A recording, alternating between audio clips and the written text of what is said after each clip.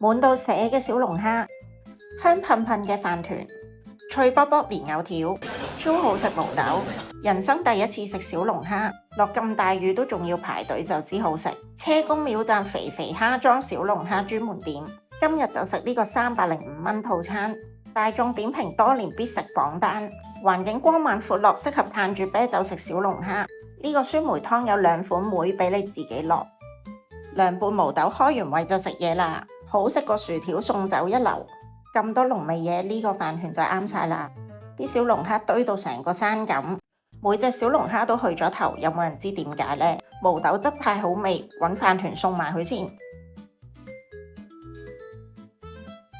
着住件衫，戴埋手套，我哋就預備拆蝦工程啦。小龍蝦剝咗件衫之後，啲肉只係夠攝牙啦，好彩有飯團頂住。傳聞小龍蝦好污糟，所以我一直都唔夠膽食。加埋港女係對剝蝦殼敏感，但係今次嘅味覺享受非常好，相信會再嚟多幾次。清倉收工，仲唔快啲 book mark？